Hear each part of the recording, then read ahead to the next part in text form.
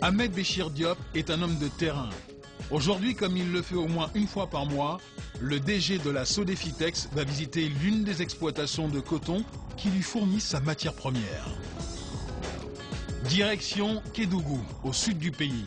Il lui faudra 9 heures pour arriver à destination. Mais le patron ne compte pas les kilomètres. C'est une des clés de sa réussite. Notre boulot, c'est on roule beaucoup pour aller vers les producteurs. C'est essentiel pour nous de développer ce relationnel très étroit, très chaleureux, cette complicité avec les producteurs. Si l'on veut se développer durablement, il faut que nos partenaires, que sont les agriculteurs, soient satisfaits et qu'on ait une relation tout à fait transparente et gagnant-gagnant avec eux.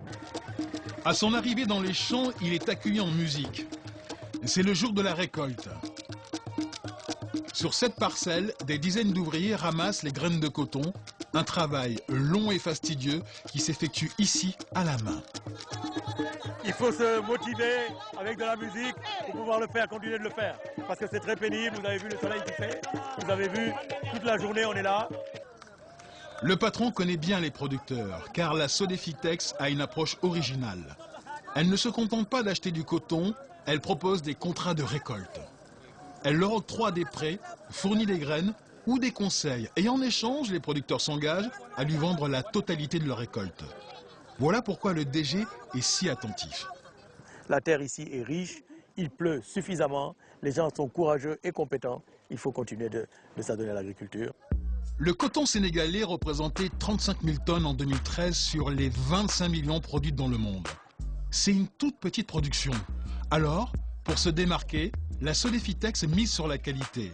Depuis 2005, le plastique a été banni de toutes les plantations de l'entreprise pour éviter la contamination des fibres de coton. Avant, on récoltait souvent dans des sacs en polypropylène. Que le polypropylène, c'était très mauvais pour la filature. Donc là, on a des sacs de récolte en coton. Des sacs de récolte en coton avec deux parties. Vous mettez le coton propre là et le coton souillé là. Des sacs en coton, mais aussi l'interdiction de poser la récolte à même le sol. Grâce au contrat qu'il a lié avec les producteurs, la Sodefitex peut enseigner les meilleures pratiques. Et vous avez vu cette blancheur, vous avez vu ce coton qui est d'une qualité vraiment top. Un partenariat gagnant-gagnant qui permet à l'entreprise de rester le seul industriel dans le pays à traiter le coton. Une fois la récolte achevée, le coton sera trié et expédié à Dakar. Dans les entrepôts de l'entreprise, 4000 tonnes attendent d'être exportées vers l'Asie, là où se trouvent les principaux clients de l'entreprise. Et ici aussi, le coton est emballé dans du coton. Ça, il faudra recoudre ça. Hein. Avant l'empotage, il y a des équipes qui nettoient toutes les balles, de sorte que quand elles entrent dans le conteneur, qu'elles soient exemptes de poussière et de saleté, pour que le client et les clients apprécient beaucoup notre emballage. Ils sont très satisfaits de l'emballage. Malheureusement, ils n'en payent pas le prix. Car depuis 15 ans, le cours du coton ne cesse de fluctuer. Sur le marché mondial, son prix peut être multiplié ou divisé par 4 en quelques mois. Une spéculation qui pèse sur les résultats de l'entreprise. Alors, pour ne plus être dépendante d'une seule matière première, la Sodefitex a entamé une petite révolution. Trivialement, on dit qu'il ne faut pas mettre tous ses œufs dans le même panier. Et effectivement, dépendre seulement des cours du coton, c'est extrêmement périlleux. D'ici 2020, l'entreprise veut s'attaquer à d'autres cultures, comme le maïs et le riz. Et pour cela, elle compte s'appuyer sur ce qui fait sa force, son réseau de producteurs. Retour à Kédougou. Ahmed Béchir Diop fait un détour par l'exploitation d'Ania Diallo. Qu'est-ce que ça donnait comme rendement?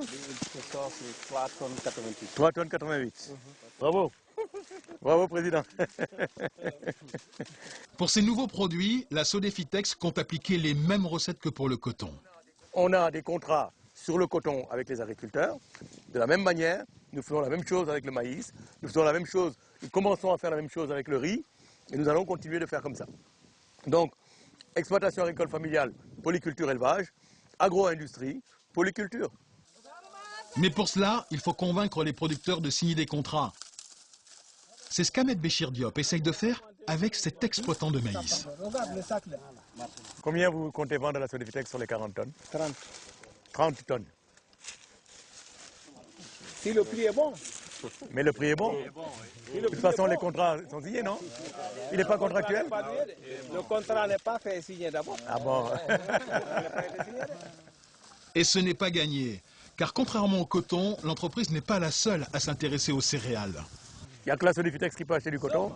Or, le maïs, il peut être acheté par beaucoup de gens. Tout le monde peut l'acheter. Ce qui fait que il arrive souvent que les producteurs signent des contrats, mais qu'à la fin, ils ne le réalisent pas parce qu'ils voient un banana passer et offrir, qui a donné ni intrant, ni conseil agricole, ni rien, mais qui peut offrir 5 francs de plus. Ils disent, ah bon, mais écoute, je vais le vendre au banana. Et ça casse le partenariat. Mais la production n'est pas le seul défi que l'entreprise doit relever. Car pour pouvoir traiter le riz ou le maïs, elle doit s'équiper d'usines différentes que pour le coton. La Sodefitex a décidé de remettre en marche cette rizerie à l'abandon depuis plus de 20 ans. Aujourd'hui, nous avons l'objectif de réaliser 1000 tonnes de riz et on va rapidement monter en régime. Je pense que d'ici 2017, on devrait arriver à faire les 3000 tonnes sans difficulté. Avec ce changement de modèle, la Sodefitex change aussi de métier. Lorsqu'elle ne produisait que du coton, ses clients étaient pour la plupart étrangers.